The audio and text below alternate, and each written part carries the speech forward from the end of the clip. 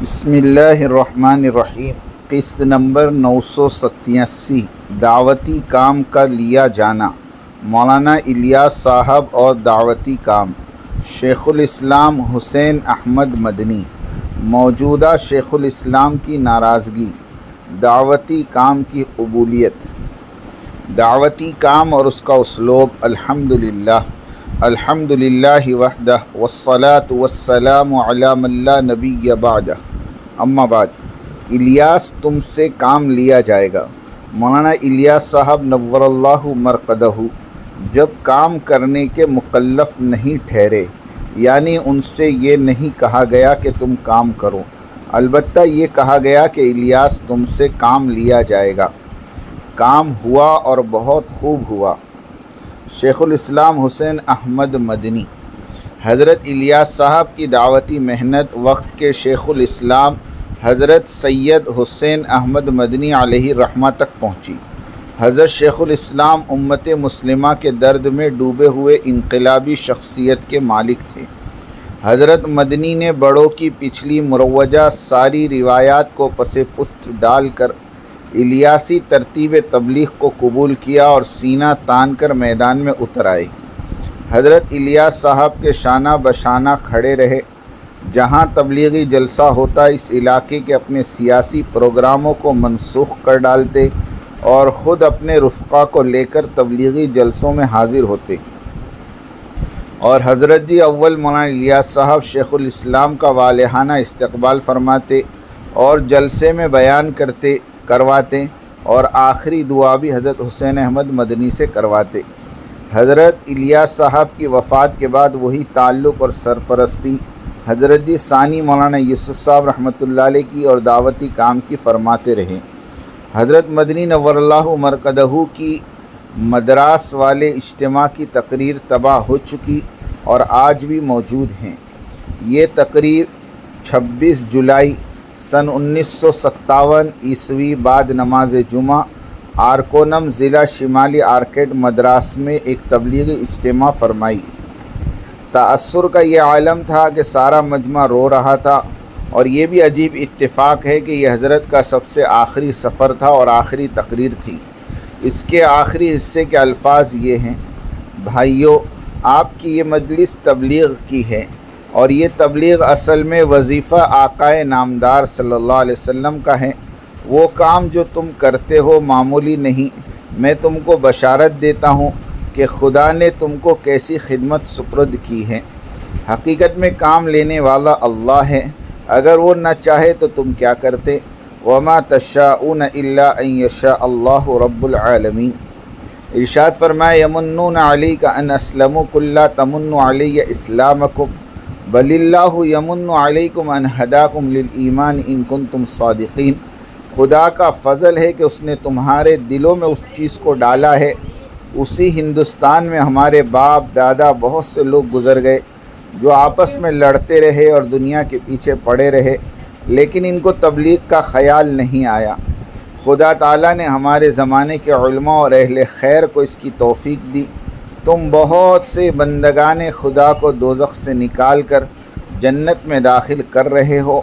جو کلمہ نماز کو نہیں جانتے تھے، کیا وہ مستحق دوزخ نہیں تھے؟ تم ان کو سمجھا کر اللہ کے راستے پہ چلاتے ہو، تو کیا دوزخ سے نکال کر جنت میں داخل نہیں کر رہے ہو؟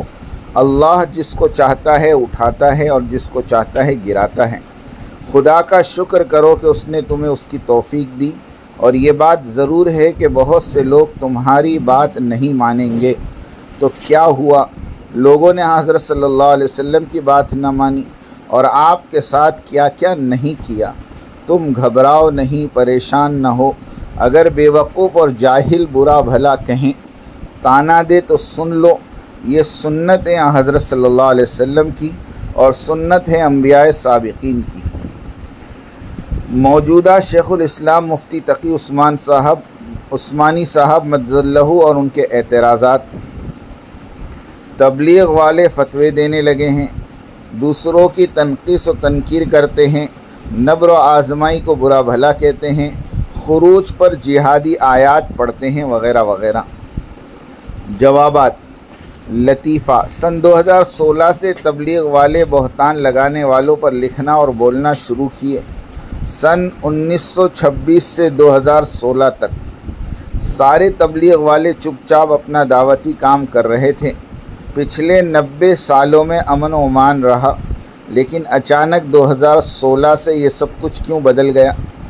معمولی سی سمجھ رکھنے والا بھی جانتا ہے کہ جب حضرت مدنی شیخ الاسلام جیسے بزرگ تبلیغ والے کے سرپرست ہوں تو کیا تبلیغ والوں کو پاگل کتے نے کاٹا کہ بیانوں میں مسائل بیان کرے، سوشل میڈیا کے بھیانک نقصانات پر روشنی ڈالے وغیرہ وغیرہ۔ سن 2015 تک کسی ممبر دعوت سے بھولے سے بھی کسی مسئلے پر بیان کرنا نہیں پایا گیا۔ سن 2016 میں جب فتنہ خبیثہ پاکستانی عالمی شورا وجود میں آئی تو اس کے سپورٹ میں مولانا سعد صاحب کی مخالفت شروع ہوئی۔ سب سے اول دارالعلوم اور ذمہ داران دارالعلوم کی طرف سے مولانا سعد صاحب پر اور ان کے بیانات پر اعتراضات کا سلسلہ شروع ہوا، اور دارالعلوم کی اقتداء میں دنیا بھر کے عجمی مدارس کے معترض مفتیان کرام اور ذمہ داران کا ٹڈی دل جیسے سیلاب امڑ آیا، تبلیغ والوں کی زندگی مشکل کر دی، مرکزیت، امارت اور دعوتی کام کو خطرہ لاحق ہو گیا۔ یہاں تک کہ موجودہ شیخ الاسلام مفتی تقی عثمانی صاحب بھی کھلے مہار تبلیغ والوں کی وقفے سے کھال ادھیڑنے لگ گئے، تو تبلیغ والوں کو اپنا دفاع کرنا پڑا اور معترضین کے غیر مناسب اور غیر شرعی اور غیر منطقی اعتراضات کا کھل کر رد کرنا پڑا۔ ہم کو موجودہ شیخ الاسلام سے اور کسی سے کوئی شکایت نہیں ہے، اگر وہ اپنے موقف میں صحیح ہیں تو ہم بھی اپنے موقف میں غلط نہیں ہیں۔ کفو ایدیکم یعنی ہاتھ نہ اٹھانا، یہ حکم مکی زندگی تک تھا، بعد میں ارشاد ہوا کہ اگر کوئی تم پر چڑھ پڑے تو تم بھی ان پر چڑھ پڑو، مگر انصاف سے۔ بزرگ شاعر نے سچ کہا، کسی بے گناہ کو ستا کر ستمگر پریشان کر کے پریشان ہوگا۔ گزارش ہے کہ اہل مدرسہ اپنے مدرسے کے کاموں میں لگے رہیں، تبلیغ والوں کو اپنا کام کرنے دیں، اسی میں سب کی عافیت ہے۔ اصول فقہ اور اصول دین۔ اصول فقہ کا محتمم بالشان اصول یہ ہے کہ کسی چیز سے منع کرنا ہو تو اس کو نص قطعی سے ثابت کرو۔ ہم مفتیان کرام سے عرض کرتے ہیں کہ مذکورہ بالا اعتراضات کی تائید میں نصوص قطعیہ پیش فرمائیں۔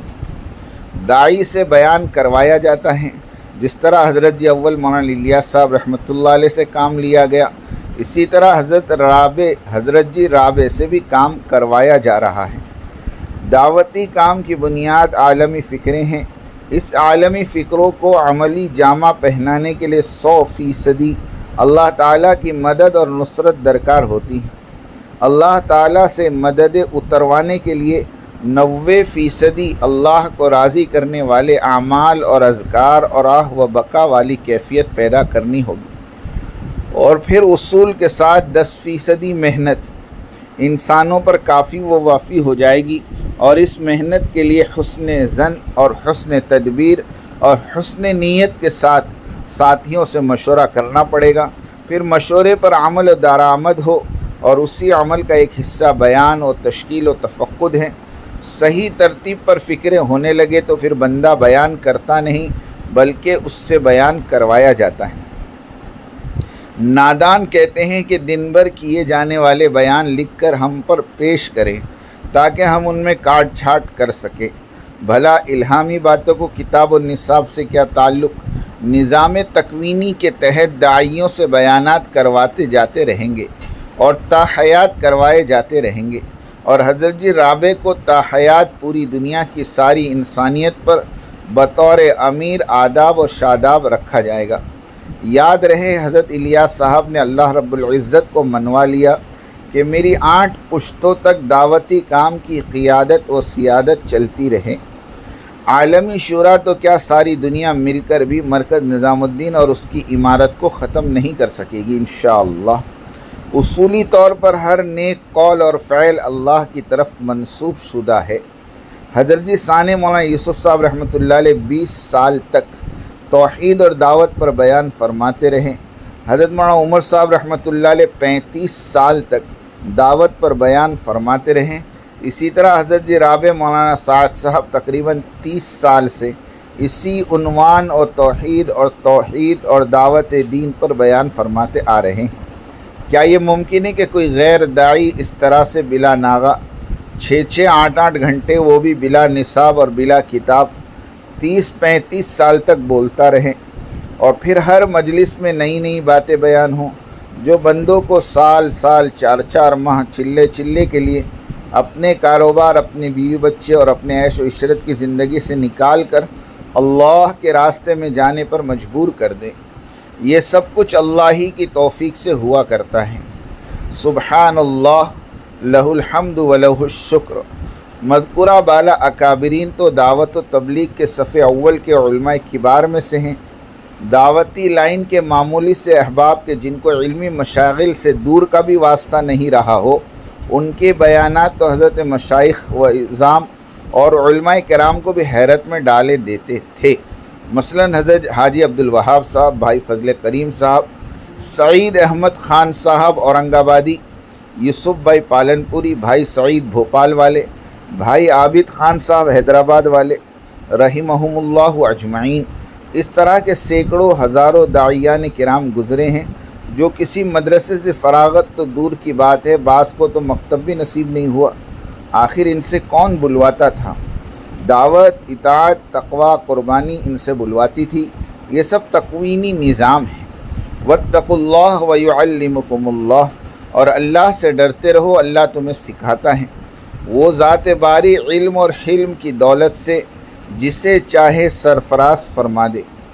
امت محمدیہ صلی اللہ علیہ وسلم کے علم اور حلم اور صبر و شکر کا سرچشمہ ان کی عقلیت اور علمیت ہرگز نہیں، بلکہ اللہ کا فضل اور اس کی خاص عطا ہے۔ حضرت ابو درداء رضی اللہ تعالیٰ عنہ کی بیوی ام درداء رضی اللہ تعالیٰ عنہ سے روایت ہے کہ وہ بیان کرتی ہیں کہ مجھ سے میرے شوہر ابو درداء نے بیان کیا کہ میں نے رسول خدا صلی اللہ علیہ وسلم سے سنا، آپ بیان فرماتے تھے کہ اللہ تعالیٰ نے حضرت عیسیٰ علیہ السلام سے فرمایا، اے عیسیٰ، میں تمہارے بعد ایک امت پیدا کروں گا جس کی سیرت یہ ہوگی کہ جب ان کو ان کی چاہت اور خواہش کے مطابق نعمت ملے گی تو وہ جذبِ شکر سے معمور ہو کر اللہ کی حمد و ثنا کریں گے، اور جو ان پر ناخوشگوار حوال آئیں گے تو وہ صبر سے ان کا استقبال کریں گے اور اللہ تعالیٰ سے اجر و ثواب کے طالب ہوں گے، حالانکہ ان میں کوئی خاص درجے کی بردباری اور دانشمندی نہ ہوگی۔ حضرت عیسیٰ علیہ السلام نے عرض کیا کہ جب ان میں بردباری اور دانشمندی نہ ہوگی تو ان سے خوشحالیوں میں شکر اور مصائب پر صبر کیوں کر ہوگا؟ اللہ تعالیٰ نے فرمایا، میں ان کو اپنے حلم میں اور اپنے علم میں سے کچھ حصہ دوں گا۔ لطیفہ، مصیبت میں مایوس اور دل شکستہ ہو جانا اور نعمت اور خوشحالی میں مست ہو کر اپنی اصل حقیقت اور خدا کو بھول جانا انسانوں کی عام کمزوری ہے۔ اسی کو قرآن کریم میں فرمایا، ان الانسان خلق ہلوعا اذا مسہ الشر جزوعا واذا مسہ الخیر منوعا۔ اب اگر کسی امت اور کسی گروہ کی سیرت ایسی ہو کہ وہ مصیبتوں میں صابر اور نعمتوں پر شاکر ہو تو اللہ تعالیٰ کا اس پر خاص فضل ہے، یہ اس کا بڑا امتیاز ہے۔ رسول اللہ صلی اللہ علیہ وسلم کے عام صحابہ اور قرون ما بعد کے صلحاء مومنین کو اللہ تعالیٰ نے جو خاص روحانی صفات عطا فرمائی، ان میں سے ایک یہ بھی ہے کہ ان کو صبر و شکر کی دولت سے بہراور فرمایا، اور ان کے اس صبر و شکر کا سرچشمہ ان کی عقلیت اور علم کی وسعت نہیں، بلکہ اللہ کا خاص فضل ہے کہ اس نے اپنے علم اور حلم کے کچھ ذرے ان بندوں کو عطا فرما دیے ہیں، اور یہ صبر و شکر اسی کے ثمرات ہیں۔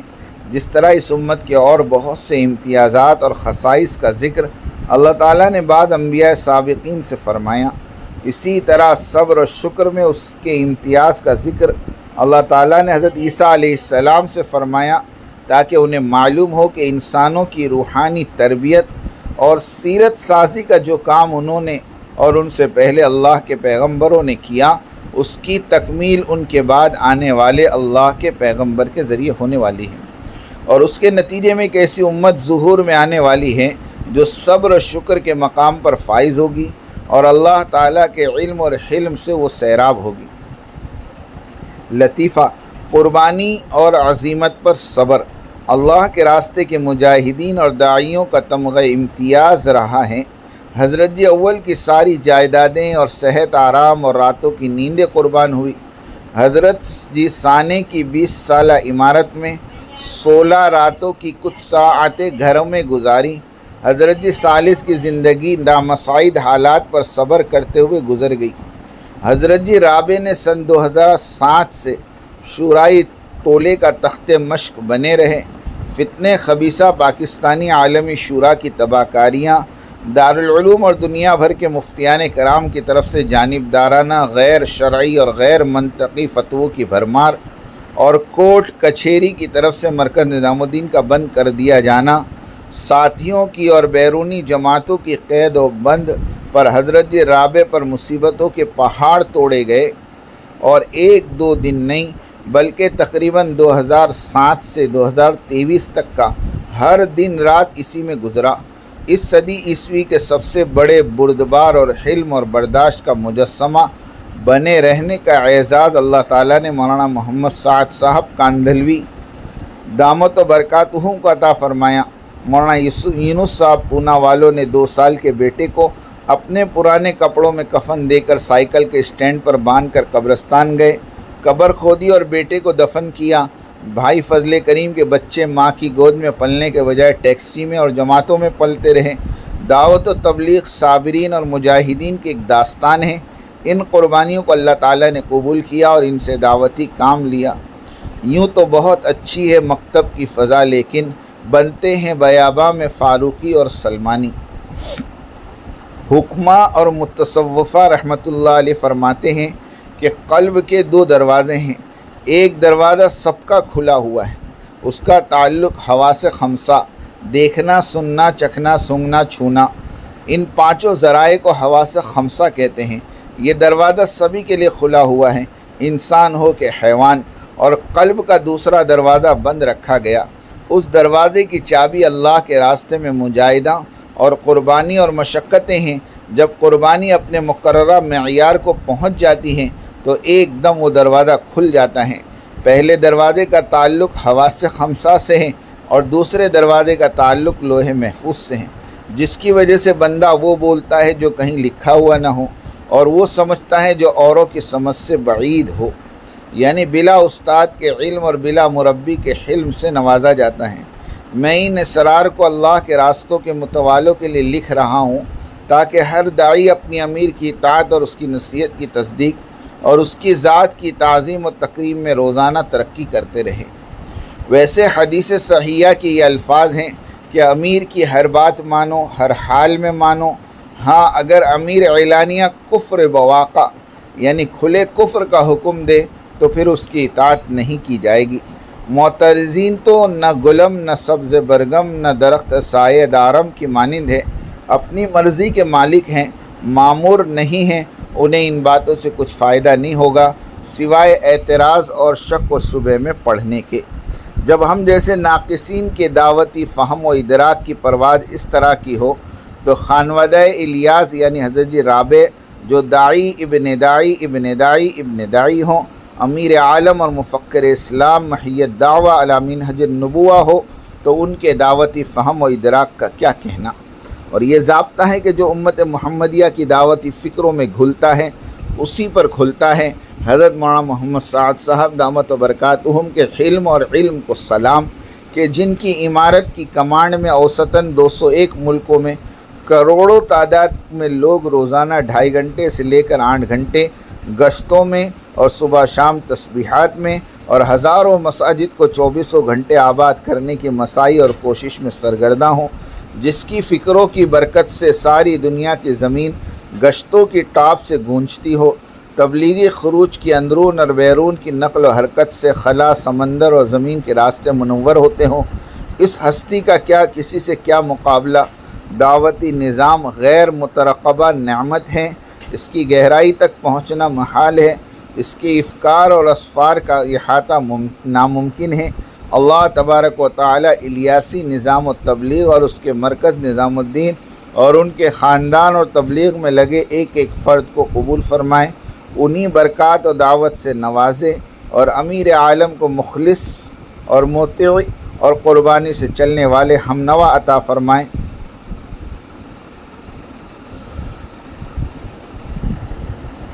آداب بیان دعوت۔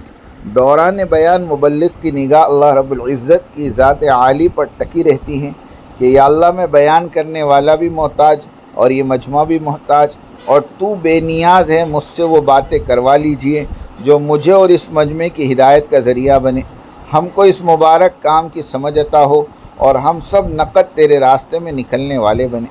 اگر تشکیل میں نام آ رہے ہوں تو دل کو سمجھائیں کہ یہ سب ساتھیوں کی فکروں اور ان کے اخلاص کی برکت ہیں۔ اگر تشکیل میں لوگ نام دے رہے ہوں تو خود پر نام نہ دے رہے ہوں تو خود پر ملامت کریں کہ یہ میرے اعمال کی نحوست ہے کہ لوگ میری بات کو لے نہیں رہے، اور تشکیل شدہ ساتھیوں کو علیحدہ بٹھا کر سب کی جماعت بندی کی جائے، کسی کو ویسے ہی نہ چھوڑیں۔ اس مبارک محنت کے ساتھ اللہ کی کھلی مدد یہ ہوتی ہے کہ لوگ جم کر بیان سنتے ہیں اور نقد تیار ہو جاتے ہیں، اسی وجہ سے کہ قلوب پر اللہ تعالیٰ کا قبضہ ہے۔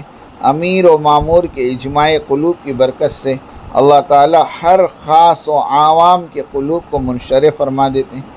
گزشتہ 3 مہینے کے قلیل عرصے میں 82,000 علماء کرام اور مفتیان عظام وقت لگانے کے لیے جماعتوں میں نکلے۔ 700 علماء کرام دوسرے سال کے لیے، باقی پہلے سال، تیسرے سال، 4 ماہ وغیرہ کے خروج کے لیے۔ اس کی بڑی وجہ یہ ہے کہ داعی نے اپنی ذات کی نفی کرتے ہوئے بیان کیا اور اپنی اور مجمع کی ہدایت کا طالب بن کر فکر و درد کے ساتھ بیان کیا۔ اللہ نے اس کی سن لی اور سب کے قلوب کو متوجہ فرما دیا۔ جماعتیں تیار ہو گئی۔ اس کے برعکس مقرر کی نگاہ بیان کے عنوان پر، اس کے مطابق آیات قرآنی اور ان سے منسلک حدیث پر اور اس کی اسنادات پر لگی رہتی ہے۔ اس سے دینی معلومات تو پھیل گئی، لوگوں کو بڑا نفع ہوا، دین درست ہوا، لیکن دین کو زندہ کرنے کا جذبہ اور اس کے لیے خروج کی شکلیں نہ بن پائی۔ اس کی بڑی وجہ یہ رہی کہ مقرر نے اپنی ذات کی نفی نہیں کی اور کام کو اللہ پر نہیں چھوڑا، اس لیے اس کا بیان لوگوں کے مختلف قلوب پر حاوی نہ ہو سکا۔ مبلغ بھی مقرر بن جاتے ہیں، بدقسمتی سے کبھی کبھی مبلغ بھی مقرر بن جاتا ہے، اس لیے اس مبلغ کو باندھ کر رکھنے کے لیے مولوی الیاس صاحب نے 6 باتیں لگائی تاکہ مبلغ سے کوئی پھسلن اور کوئی خطا نہ ہو۔ قول میں پھسلن ہے، اس لیے معاملات پر قول پر گواہ بھی لگائے، اور لکھنے کو بھی کہا ہر انسان قول میں پھسلتا ہے اور پھسلا ہے اور پھسلتا ہی رہے گا، سوائے نبی علیہ الرحمہ کے۔ حضور صلی اللہ علیہ وسلم سے عمل میں سہو موجود ہے لیکن قول میں نہیں۔ حضور صلی اللہ علیہ وسلم سے 4 مرتبہ سجدے سہو مروی ہے لیکن قول میں 1 مرتبہ بھی بھول نہیں ہوئی، اس لیے کہ رسول کا قول شریعت ہوتی ہے، اس لیے اللہ کی طرف سے حضور کے قول اور لفظ کی حفاظت فرمائی گئی، اور قسم کھا کر اللہ رب العزت نے فرمایا وَمَا يَنطِقُ عَنِ الْهَوَىٰ إِنْ هُوَ إِلَّا وَحْيٌ يُوحَىٰ۔ ہمارا رسول کوئی بات اپنی طرف سے نہیں کیا کرتا ہے، وہ تو وہی کہتا ہے جو اس پر وحی کی جاتی ہے، کبھی بھی کسی قول میں آپ سے بھول ثابت نہیں۔ عام طور پر عمل میں کم اور قول میں بہت بھول چک ہوتی ہے۔ منکرین حدیث کے لیے ایک لمحہ فکریہ ہے کہ حدیث بھی تو قول ہے، وہ کیسے غیر معتبر ہو سکتی ہے۔ تعلیمی حلقوں کی برکت۔ خیر القرون کے دور میں اسلام افریقہ ایشیا تک پہنچ گیا تھا اور مسلمان 100% دین پر عمل پیرا تھے۔ اسی وقت صرف قرآن مجید ہی تھا اور وہ بھی عربی میں، قوموں کی زبانوں میں تراجم بھی نہیں تھے اور نہ ہی تفاسیر وغیرہ، مگر امت متحد تھی، دیندار تھی۔ گھر والا مسجد میں علم کے حلقوں میں دین سیکھتا تھا اور گھر جا کر گھر والوں کو دین سکھاتا تھا۔ بعد میں کتابوں اور ترجموں کا دور چلا، جس طرح شیطان نے رسولوں کے کلام میں القاء کیا کرتا تھا تو اللہ تعالیٰ وحی کے ذریعے کلام کی حفاظت فرماتے تھے، لیکن بعد والوں کے کلام میں شیطان کے القاء کو دور کرنے کی شکلیں نہ رہی اور لکھنے کا بازار گرم ہوا، اور دیکھتے ہی دیکھتے متحد امت مسلمہ تفرقے کا شکار ہوتی چلی گئی۔ خوارج، معتزلہ، جہمیہ علم کلام کے ماہرین کا دور دورہ رہا۔ یہ ایک المیہ ہے امت مسلمہ کا۔ بہرحال داعی بنا رہے، مفتی نہ بنے، اور مفتی غیر مفتی کی بات کو اہمیت نہ دے، البتہ تعویل کے ذریعے بات کو سنبھال لے۔ حقیقی مفتی کی پہچان، اصل مفتی وہ ہے جو ہر حال میں مسلمانوں کی خطاؤں پر تعویل کرے، ان کے اصلاح کی کوشش کرے۔ وَإِن تَعْفُوا وَتَصْفَحُوا وَتَغْفِرُوا، اور اگر یہ عفو درگزر کر لیتے، بخش دیتے تو اللہ بھی بخش دیتا، بے شک اللہ بخشنے والا ہے۔ اور فاسق اور منافق کی باتوں کی تحقیق کریں اور اس کا چرچا کریں تاکہ مسلمان اس کے شر سے محفوظ رہیں۔ منافق اور فاسق کوئی خبر لے کر آئیں تو اس کی تحقیق کرو۔ اللہ تعالی ہمارے ہونے والے اجتماعات کو قبول فرمائیں، آسانیاں پیدا فرمائیں اور امت کی ہدایت کے فیصلے فرمائیں۔ آمین آمین آمین، وآخر دعوانا ان الحمد للہ رب العالمین۔